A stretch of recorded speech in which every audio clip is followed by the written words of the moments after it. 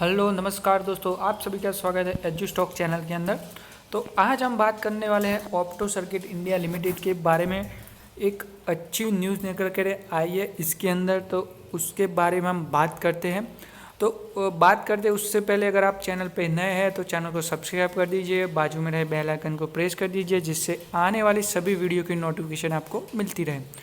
और दोस्तों आप हमसे टेलीग्राम में भी जुड़ सकते हैं, उसका लिंक मैंने नीचे डिस्क्रिप्शन में दे दिया था, वहाँ से आप सीधा हमसे जुड़ सकते हैं। वहाँ पे आपको live market calls, market related news और कुछ भी इंफॉर्मेशन रहती है तो मैं वहाँ पे आपको सबसे पहले शेयर कर देता हूँ, तो वहाँ से आप सीधा हमसे जुड़ सकते हैं नीचे लिंक से।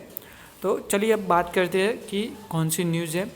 तो यहाँ पे एक अच्छी गुड न्यूज़ है ऑप्टो सर्किट इंडिया लिमिटेड के लिए।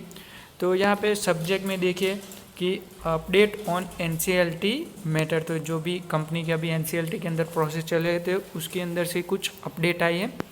तो यहाँ पे कौन सी अपडेट है उसके बारे में देख लेते हैं। तो company is placed to inform you that the honourable National Company Law Tribunal by its order dated 17 August. तो यहाँ पे कंपनी ने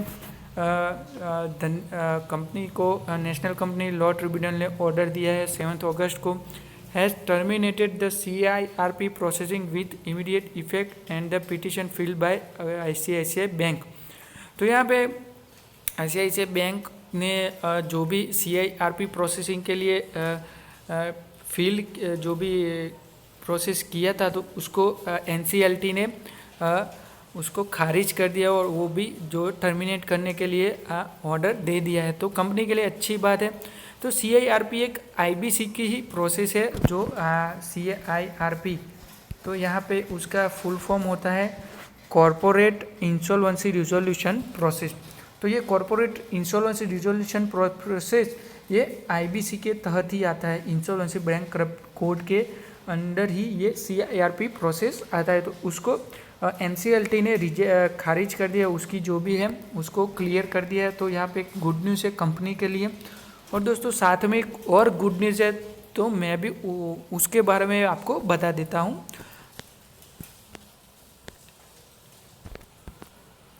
तो जैसे कि आप सब लोग जानते हैं दोस्तों कि ऑप्टो सर्किट इंडिया लिमिटेड क्या करती है दोस्तों, मेडिकल डिवाइस बनाती है, जैसे कि वेंटिलेटर्स होते हैं, फिर पल्स ऑक्सीमीटर्स होते हैं, फिर मेडिकल इक्विपमेंट होती है। तो उन सभी चीज़ों का ये कंपनी प्रोडक्शन करती है। तो यहाँ पे एक रिपोर्ट निकल कर आई है कि pulse oximeter market is booming world wide 2020 to 2027 strategy framework GE health care fusion corp Masimo कॉन्जिकिल Philips and opto circuit India limited. तो ये कंपनी बेनिफिट उठा सकती है अगर ये स्ट्रेटेजी बनाकर काम करती है। तो यहाँ से क्योंकि 2020 से 2027 के बीच में पल्स ऑक्सीमीटर मार्केट बहुत ही ज़्यादा से बढ़ने वाला है, बूमिंग होने वाला है, यानी कि बहुत ही तेज़ी से यहाँ पे बढ़ने वाला है।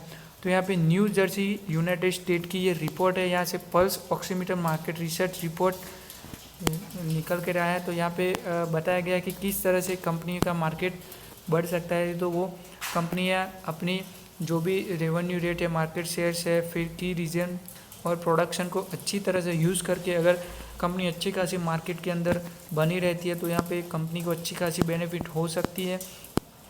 क्योंकि यहाँ पे कोरोना पेंडेमिक है, साथ में अगर अभी क्या होगा कि लोगों के अंदर एक जागृति आ जाएगी कि अपनी सेहत के लिए, तो यहाँ पे पल्स ऑक्सीमीटर एक अच्छी प्रोडक्ट है अपनी सेल्फ हेल्थ के लिए, जो भी उसकी डेटा को रखने के लिए। तो यहाँ पे गुड न्यूज़ कही जा सकती है पल्स ऑक्सीमीटर के लिए, क्योंकि यहाँ पे मार्केट के अंदर उसका बहुत ही बढ़िया सा नाम है। इंडिया के अंदर ये सबसे ज़्यादा पल्स ऑक्सीमीटर बनाने वाली कंपनी है। एक लार्ज स्केल पे ये कंपनी इस प्रोडक्ट को बनाती है और साथ में अच्छी खासी मेडिकल डिवाइस भी बनाती है और उसका दोस्तों एक्सपोर्ट भी करती है। यहाँ पे दोस्तों एक बात है कि यहाँ पे कौन सी major company profile in this pulse oximeters market. तो यहाँ पे कंपनियों के नाम भी बताया गया है कि किन कंपनियों को इस बूमिंग की वजह से, यानी कि पल्स ऑक्सीमीटर मार्केट की बूमिंग की वजह से किस कंपनी को बेनिफिट हो सकता है। तो यहाँ पे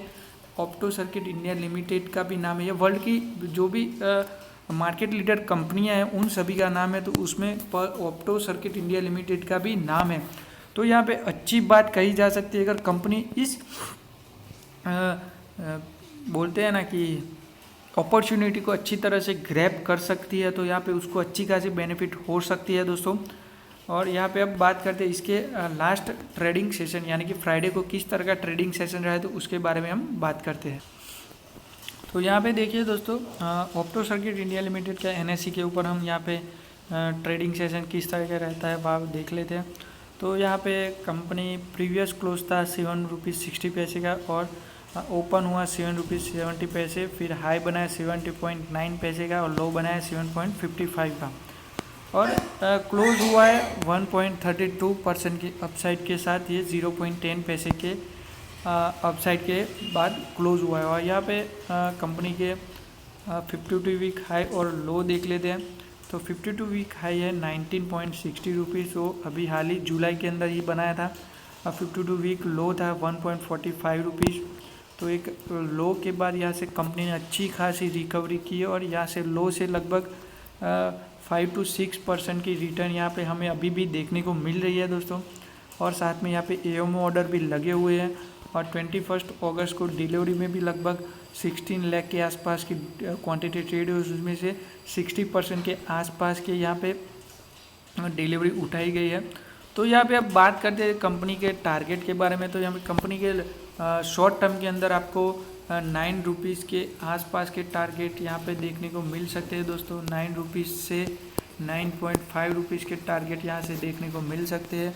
तो आप इसको होल्ड कीजिए दोस्तों, आपको यहाँ से 9 रुपीज़ के आसपास के लेवल देखने को मिलते हैं, तो वहाँ से आप अपनी प्रॉफिट बुकिंग कर सकते हैं। तो दोस्तों अगर ये वीडियो आपको अच्छा लगे तो इसको लाइक कीजिए, कमेंट कीजिए और बाजू में बेल आइकन को प्रेस कर दिए, जिससे आने वाली सभी वीडियो की नोटिफिकेशन आपको मिलती रहे। Thank you.